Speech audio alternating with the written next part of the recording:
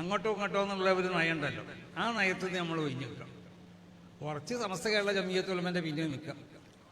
സമസ്ത കേരള ജംഇയ്യത്തുൽ ഉലമയുടെ പിന്നിൽ നിൽക്കുക എന്ന് പറഞ്ഞാൽ അതിൻ്റെ അർത്ഥം സമസ്ത കേരള ജംഇയ്യത്തുൽ ഉലമയുടെ തീരുമാനങ്ങൾ, സമസ്ത കേരള ജംഇയ്യത്തുൽ ഉലമയുടെ ഉപദേശങ്ങൾ, സമസ്ത കേരള ജംഇയ്യത്തുൽ ഉലമയുടെ ആജ്ഞകൾ, ഇതൊക്കെ പൂർണ്ണമായും കൊണ്ട് അത് ഉൾക്കൊള്ളാനും അതിനെ പിന്നിൽ നിന്നും കൊണ്ട് പ്രവർത്തിക്കുവാൻ കഴിയുന്നവർ മാത്രം ഇതിന് പിന്നിൽ നിന്നാൽ മതി. അല്ലാതെ കുറച്ചങ്ങോട്ട് കുറച്ചിങ്ങോട്ട് അങ്ങനെ പോയിട്ടുണ്ടല്ലോ, അങ്ങനത്തെ ഒരു സംഘടന അല്ലത്. ഇത് വളരെ വ്യക്തമായ ദീനിൻ്റെ സംഘടനയാണ്, വളരെ പരിശുദ്ധമായ സംഘടനയാണ്. മഹാന്മാരാവുന്ന അള്ളാഹുവിൻ്റെ ഔലിയാക്കന്മാരാണ് ഈ സംഘടന ഇവിടെ സ്ഥാപിച്ചിട്ടുള്ളത്. അത് നിങ്ങൾ മനസ്സിലാക്കണം. ചിലർക്കാരല്ല, അവരൊരു നയമുണ്ട്. ആ നയത്തിൽ നിന്ന് വ്യതിചരിക്കാതെയാണ് ഒന്നും നമ്മൾ ഇതിനെ പ്രവർത്തിച്ചുകൊണ്ടിരിക്കുന്നത്. അപ്പോൾ സമസ്ത കേരള ജംഇയ്യത്തുൽ ഉലമയുടെ പൂർവികരുടെ നയത്തിൽ നിന്ന് നമ്മൾ ഒരു അണിമണി തൂക്കം ഞങ്ങളാരും വ്യതിചലിച്ചിട്ടില്ല. അതുകൊണ്ടുള്ള സമസ്ത കേരള ജംഇയ്യത്തുൽ ഉലമയുടെ മുശാവറയുള്ള എല്ലാ തീരുമാനങ്ങൾക്കും ഒരു വ്യക്തിയുടെ എതിർപ്പില്ലാതെ തന്നെ ഞങ്ങൾ എല്ലാ തീരുമാനങ്ങളും നടപ്പിലാക്കുന്നത്. എല്ലാ തീരുമാനങ്ങളും അങ്ങനെ തന്നെ. അതുകൊണ്ട് സമസ്ത കേരള ജംഇയ്യത്തുൽ ഉലമയെ ഒരു നിൽക്കും അതിനെ എന്തെങ്കിലും നിലയ്ക്ക് വേദനിപ്പിക്കാനോ അല്ലെങ്കിൽ അതിൽ എന്തെങ്കിലും നിലക്കുള്ളതായ ഒരു വ്യതിചലനം ഉണ്ടാക്കാനോ അല്ലെങ്കിൽ അതിനെ ഒരു മറ്റൊരു നിലക്ക് അതിനെ ചിത്രീകരിക്കാനോ ആരും മുതിരരുത്. അത് എല്ലാവരുടെ ആ മുതിർന്നവരുടെ നാശത്തിൻ്റെ തുടക്കമായിരിക്കും അതെന്ന് ഈ അവസരത്തിൽ മഹാന്മാരാവുന്ന മശായിഖന്മാരെ മുൻനിർത്തിക്കൊണ്ട് ഞാൻ ഈ അവസരത്തിൽ എല്ലാവരും ഓർമ്മപ്പെടുത്തണം. അപ്പോൾ അതുകൊണ്ട് സമസ്ത കേരള ജംഇയ്യത്തുൽ ഉലമയെ നിങ്ങൾ വിടുക, അതിൻ്റെ പിന്നിലെല്ലാവരും അണിനിരക്കുക. ആർക്കെങ്കിലും എന്തെങ്കിലും നിലയ്ക്ക് എതിർക്കണം എന്ന് ഉദ്ദേശിക്കണമെന്നുണ്ടെങ്കിൽ അവരിതിൽ നിന്ന് പുറത്തു പോയിട്ട് എതിർക്കേ. അപ്പോൾ അതിനുള്ള മറുപടികളൊക്കെ ഞങ്ങൾ ചെയ്യും. അകത്തു നിന്നുകൊണ്ടുള്ള കളി ആരെന്നും ഉണ്ടാവരുത്. 2 ദിവസം മുമ്പേ ബഹുമാനപ്പെട്ട സയ്യിദുൽ ഉലമ ജിഫ്രി മുത്തുക്കോയ തങ്ങൾ പറഞ്ഞതാ. 2 ദിവസം മുമ്പ് പറഞ്ഞു കൊടുത്തതാ. എന്തെങ്കിലും പറയാനോ എന്തെങ്കിലും തിരിപ്പുണ്ടാക്കാനോ ഉണ്ടെങ്കിൽ അങ്ങോട്ട് ഇറങ്ങിയിട്ട് പുറത്തേക്ക് ഇറങ്ങിയിട്ട് വർത്താനം പറഞ്ഞാൽ മതി. ഈ ഉള്ളിൽ നിന്നിട്ടുള്ള ഏർപ്പാട് വേണ്ട എന്നുള്ള മുന്നറിയിപ്പ് ബഹുമാനപ്പെട്ട സയ്യിദുൽ ഉലമ നൽകിയതാ. ഏത് മനസ്സിലായില്ലേ? അപ്പൊ ഇന്നലെ പറഞ്ഞത് അതൊന്നും ഈ ഉള്ളിൽ നിന്നിട്ടുള്ള കുത്തിത്തിരിപ്പാണ് എന്നുള്ളതാണ് പറയുന്നത്. അതൊന്നും ഇപ്പൊ സമസ്തന്റെ തലയിൽ സമസ്ത നേതാവ് ഇന്നലെ ഇപ്പൊ ചില മാധ്യമങ്ങൾ കണ്ടു, സമസ്ത നേതാവ് CPM-ന്റെ സെമിനാറില് ആയിക്കോട്ടെ, കുഴപ്പമൊന്നുമില്ല. ഇപ്പൊ സമസ്ത നേതാവായിട്ടാണോ CPM-ന്റെ സെമിനാറിൽ പോയത് അതോ സഖാവ് ഉമർ ഫൈസി ആയിട്ടാണോ പോയത് എന്നുള്ളത് ഇന്നലെ മൂപ്പർ തന്നെ പറഞ്ഞല്ലോ. അപ്പൊ പിന്നെ അത് സമസ്ത നേതാവ് എന്ന് പറയേണ്ട കാര്യമില്ല. ഇന്നലെ CPM-ന്റെ സെമിനാറിൽ മലപ്പുറത്ത് പങ്കെടുത്തത് ആരാന്ന് ചോദിച്ചാൽ സഖാവ് ഉമർ ഫൈസിയാണ്. ആ സഖാവ് ഉമർ ഫൈസി ആണ് ഇന്നലെ സെമിനാറിൽ പങ്കെടുത്തിരിക്കുന്നത്. അപ്പോൾ സഖാവ് ഉമർ ഫൈസിയെ സെമിനാറിൽ പങ്കെടുത്തു എന്ന് പറഞ്ഞാൽ മതി. അല്ലാതെ ഇപ്പോൾ അത് സമസ്ത നേതാവ് എന്ന് പറയണ്ട. സമസ്ത നേതാവ് എന്ന് പറഞ്ഞാൽ ഇപ്പോൾ ഇന്നലെ കഴിഞ്ഞ ദിവസം ജിഫ്രി തങ്ങൾ പറഞ്ഞ പോലെ ഇവിടെ നിന്നുകൊണ്ട് അവിടുത്തെ പണി, അവിടെ നിന്നുകൊണ്ട് ഇവിടുത്തെ പണി, അങ്ങനെ വേണ്ട. മനസ്സിലായില്ലേ? എന്തെങ്കിലും തിരിപ്പ് ഉണ്ടാക്കാനുണ്ട്, തിരിപ്പൊക്കെ ഉണ്ടായിക്കോ, പക്ഷെ ഉള്ളിൽ നിന്നിട്ട് തിരിപ്പ് ഉണ്ടാക്കണ്ട, പുറത്തിറങ്ങിയിട്ട് തിരിച്ചാൽ മതി എന്നുള്ളതാണ് തങ്ങൾ പറഞ്ഞത്. അതൊരു മുന്നറിയിപ്പ് കൂടിയാണ്. പിന്നെ എന്തെങ്കിലും ആരെങ്കിലും പറയുമ്പോൾ ഇതിന് സമസ്ത നേതാവ് എന്ന് പറഞ്ഞുകൊണ്ട് വരണ്ട. സമസ്ത എന്ന് പറയുന്ന പ്രസ്ഥാനത്തിൻ്റെ, മഹത്തായ പ്രസ്ഥാനത്തിൻ്റെ അതിൻ്റെ തീരുമാനവും അതിൻ്റെ അഭിപ്രായങ്ങളും അതിൻ്റെ മറ്റുള്ള എന്താ പറയേണ്ടത്, സമസ്ത എന്ന സംഘടന എന്ന പ്രസ്ഥാനത്തെ പ്രതിനിധാനം ചെയ്തുകൊണ്ട് ബഹുമാനപ്പെട്ട സയ്യിദുൽ ഉലമ പറയും. അത് സമസ്തയുടെ തീരുമാനമാണ്. മനസ്സിലായില്ലേ? അതാണ് സമസ്തയുടേത്. അതിനപ്പുറം ഈ പറയുന്നതൊക്കെ സമസ്തയുടേതാണ്, സമസ്തയുടെ തീരുമാനങ്ങളാണെന്നൊന്നും ആരും പറയണ്ട. അപ്പോൾ അതിപ്പോൾ അങ്ങനെ ആക്കാൻ വേണ്ടിയിട്ടാണ് ഇപ്പം എന്ത് സമസ്ത നേതാവ് അവിടെ പോയി അല്ലെങ്കിൽ സമസ്ത നേതാവ് ഇവിടെ പോയി എന്നൊക്കെ ആരെങ്കിലും പറയുന്നത്. ഇന്നലെ അവിടെ പോയത് സംഭവം സമസ്തയിലുള്ള ആളാണ്, പക്ഷെ അവിടെ പോയത് സമസ്തയുടെ നേതാവായിട്ടാണോ? അല്ല, ഇന്നലെ അവിടെ പോയത് സഖാവ് ഉമർ ഫൈസിയാണ് ഇന്നലെ അവിടെ പോയിരിക്കുന്നത് എന്നുള്ളത് എല്ലാവരും ഒന്ന് മനസ്സിലാക്കിയാൽ മാത്രം മതി. മനസ്സിലായില്ലേ? ഇപ്പം ഞാൻ പറഞ്ഞു വന്നത് വേറൊന്നുമല്ല, എല്ലാത്തിനെയും ഇങ്ങോട്ട് സമസ്തൻ്റെ തലയ്ക്ക് കെട്ടി വെക്കണ്ട എന്നുള്ളതാ പറഞ്ഞിട്ടുള്ളൂ. അതിപ്പോൾ ആരെങ്കിലും ഒരാൾ അവിടെ പോയിട്ട് എന്തെങ്കിലും പറയുക അല്ലെങ്കിൽ ഇവിടെ വന്നിട്ട് എന്തെങ്കിലും പറയുക അങ്ങനെയൊക്കെ ചെയ്ത് കഴിഞ്ഞാൽ അതിനൊക്കെ സമസ്തൻ്റെ തലയ്ക്ക് കെട്ടി വെക്കണ്ട എന്നുള്ളതാണ്. ഇതിപ്പോൾ എല്ലാ കാലത്തും ഇങ്ങനെ ഉണ്ടായിട്ടുണ്ട്. അത് ഓരോ കാലത്തിൻ്റെ പോക്കിൽ പല ആളുകളും പലരും അങ്ങനെ അങ്ങോട്ട് പോയിട്ടുണ്ട്. അങ്ങോട്ടല്ല, പോയിട്ടുണ്ട്. അത്ര പറയുന്നുള്ളൂ. ഇപ്പം നമ്മളിപ്പോൾ ഒരാളെ എന്താ പറയേണ്ടത്, ഒരു വ്യക്തിയെ ടാർഗറ്റ് ചെയ്തുകൊണ്ട് പറയാമെന്നല്ല. സമസ്ത എന്ന് പറയുന്ന പ്രസ്ഥാനം അതാണ് ഏറ്റവും പ്രധാനം. അത് കഴിഞ്ഞേ മറ്റെന്തോ ഉള്ളൂ. അപ്പോൾ ആ കാര്യങ്ങളിൽ സമസ്തയുടെ തീരുമാനം എന്താണെന്നോ അല്ലെങ്കിൽ സമസ്ത എന്താണെന്നോ സമസ്തയുടെ നിലപാടെന്താണെന്നോ ഇതൊക്കെ ആര് പറയും? ബഹുമാനപ്പെട്ട സയ്യിദുൽ ഉലമ പറയും. സയ്യിദുൽ ഉലമ ആ കാര്യങ്ങളിലൊക്കെ വളരെ കൃത്യമായിട്ട് ഇപ്പോൾ ഈ കഴിഞ്ഞ സമയങ്ങളിൽ പോലും കൃത്യമായിട്ട് പറഞ്ഞിട്ടുള്ളതാണ്. മനസ്സിലായില്ലേ? എന്തിന് ഇപ്പം ഈ പറയുന്ന ഉമർ ഫൈസിയെ വഖഫ് ബോർഡിൽ എടുത്തതിനെക്കുറിച്ചും സയ്യിദുൽ ഉലമ പറഞ്ഞിട്ടുള്ളതാണ്. അതൊന്നും സമസ്തയുടെ താല്പര്യമൊന്നുമല്ല. സമസ്തയുടെ പണ്ഡിതന്മാർക്ക് അല്ലെങ്കിൽ സമസ്ത എന്ന് പറയുന്ന പ്രസ്ഥാനത്തെ സംബന്ധിച്ചിടത്തോളം അങ്ങനെ വഖഫ് ബോർഡിലൊരു മെമ്പർ ആകണം, ഇതൊന്നും അതിൻ്റെ ഒരു എന്താ പറയേണ്ടത് ലക്ഷ്യങ്ങളിൽപ്പെട്ടതല്ല. സമസ്തയെ സംബന്ധിച്ചിടത്തോളം മഹാന്മാരായ പണ്ഡിതന്മാർ, സാദാത്തുക്കൾ, അള്ളാഹുവിൻ്റെ ഔലിയാക്കൾ, അവർ ഈ പ്രസ്ഥാനത്തിന് തുടക്കം കുറിച്ച ഇതിൻ്റെ ആരംഭം, ഇതിൻ്റെ തുടക്കം എന്ന് പറയുന്നത് അതൊരു വലിയ ഉദ്ദേശത്തിൻ്റെ പുറത്താണ്. ആ ഉദ്ദേശത്തിന് പുറത്തുള്ള പ്രവർത്തനങ്ങൾ അതുമായിട്ട് പോകും. പിന്നെ പല ഘട്ടങ്ങളിൽ ഈ പറയുന്ന സർക്കാരുകളുടെ സമീപനങ്ങളിൽ എന്തെങ്കിലും മാറ്റം ഉണ്ടെങ്കിൽ ആ സമയത്ത് അതിൻ്റെതായ സമസ്തയുടെ തീരുമാനം അല്ലെങ്കിൽ സമസ്തയുടെ ആവശ്യം എന്താണെന്ന് സർക്കാരിനെ അറിയിക്കും. അപ്പം അത് തള്ളേണ്ടവർക്ക് തള്ളാം, കൊള്ളേണ്ടവർക്ക് കൊള്ളാം, ഇത്രയേ ഉള്ളൂ. ഇപ്പം ഈ വഖഫ് വിഷയത്തിൽ ഇന്നലെ നമ്മൾ ഇതിലൊരു കാര്യം മനസ്സിലാക്കേണ്ടത്, ഉമർ ഫൈസിക്ക് എന്താണെന്ന് വെച്ചാൽ ഉമർ ഫൈസിയുടേതായ ചില താല്പര്യങ്ങളുണ്ട്. ആ താല്പര്യങ്ങൾക്ക് പുറത്ത് ഇന്നലെ ഉമർ ഫൈസി വർത്താനം പറഞ്ഞു, അത്രയേ ഉള്ളൂ അതിനെ കാണേണ്ടത്. കാരണം എന്താണെന്ന് പറയുന്നത്, ഇപ്പം കഴിഞ്ഞ ദിവസം ഏറ്റവും ഒടുവിൽ ഇപ്പം ഈ വഖഫ് ബോർഡുമായി ബന്ധപ്പെട്ട വിഷയം ചർച്ചയിലേക്ക് വരുന്നത് എവിടുന്ന, ഇത് കോടതിയിലേക്ക് പോയത് മുതൽ. എന്നാൽ ഈ കോടതിയിൽ ഈ ചർച്ച അവസാനിപ്പിച്ചിരിക്കുക. കോടതിയിൽ എന്താ അവസാനിപ്പിച്ചത്?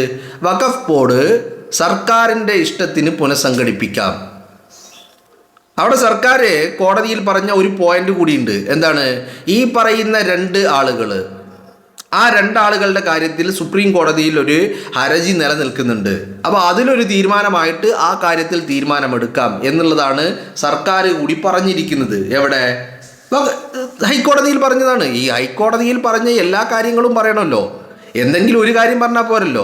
ഹൈക്കോടതിയിൽ അതും പറഞ്ഞിട്ടുണ്ട്, വഖഫ് ബോർഡ് പുനഃസംഘടിപ്പിക്കാമെന്നും പറഞ്ഞിട്ടുണ്ട്. അപ്പോൾ ഹൈക്കോടതി പറഞ്ഞത് നിങ്ങളുടെ ഇഷ്ടത്തിന്, ആ കാര്യത്തിൽ ഹൈക്കോടതി ഇടപെടുന്നില്ല എന്നുള്ളതാണ് ആരുടെ?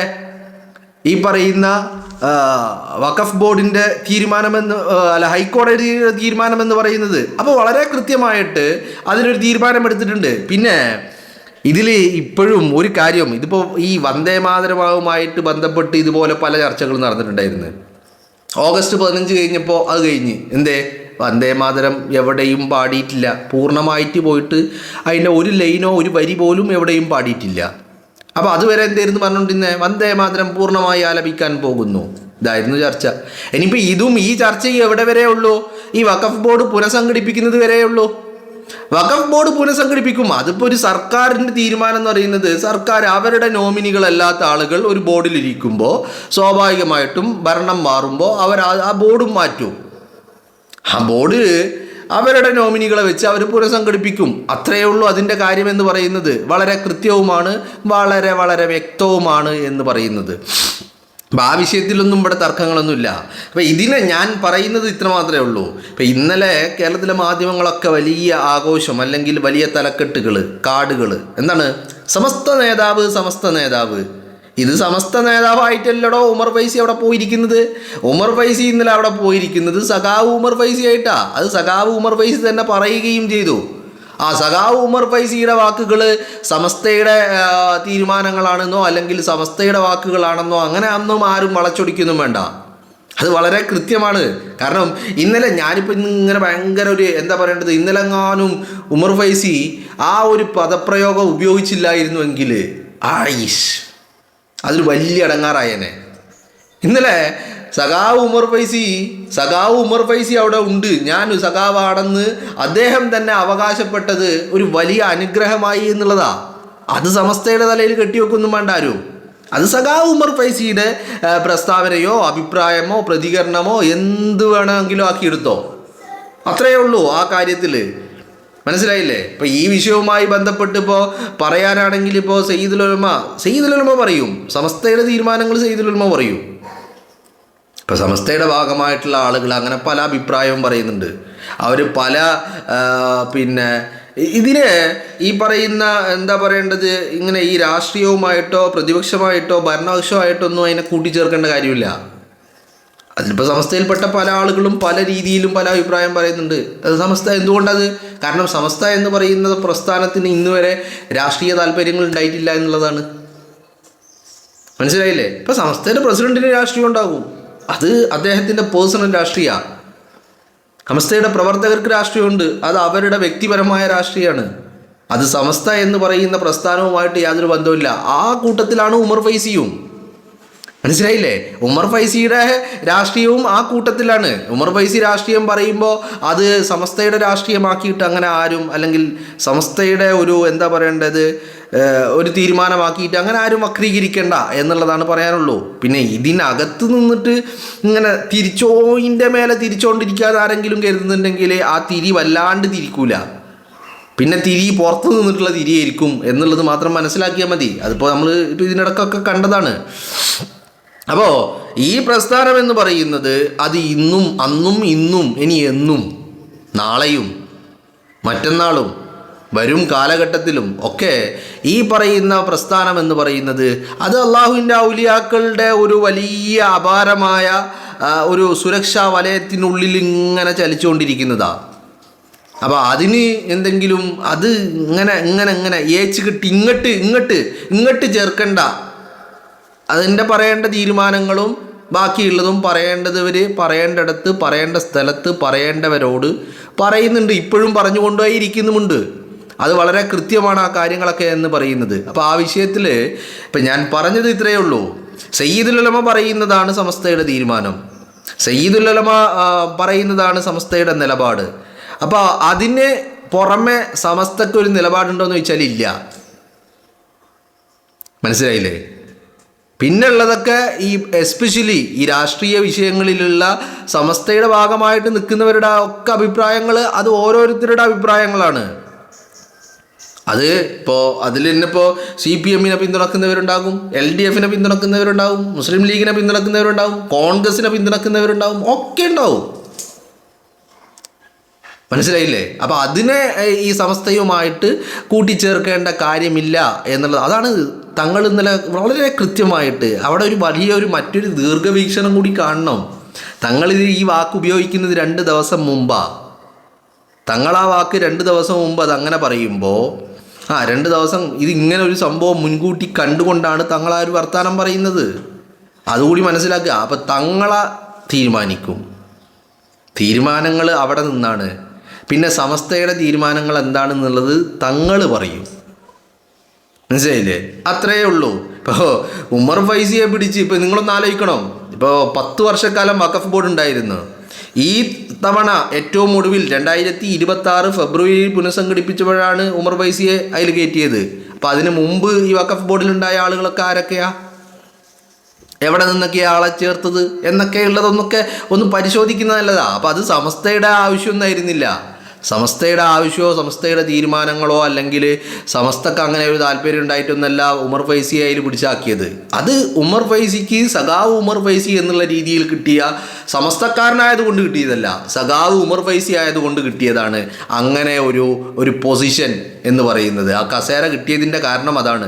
അത് ഇന്നലെ ഉമർ ഫൈസി തന്നെ തുറന്ന് പറയുകയും ചെയ്തു എന്ന് മാത്രമേ അതിൽ കാണാനുള്ളൂ. അപ്പോൾ അതിനെ സമസ്തയുടെ നിലപാടായിട്ടോ സമസ്തയുടെ തീരുമാനമായിട്ടോ അല്ലെങ്കിൽ ഉമർ ഫൈസി പറഞ്ഞത് സമസ്ത പറഞ്ഞതായിട്ടൊന്നും അങ്ങനെ ആരും ഇങ്ങോട്ട് ചേർത്ത് വെക്കേണ്ട എന്നാണ് പറയുന്നത്.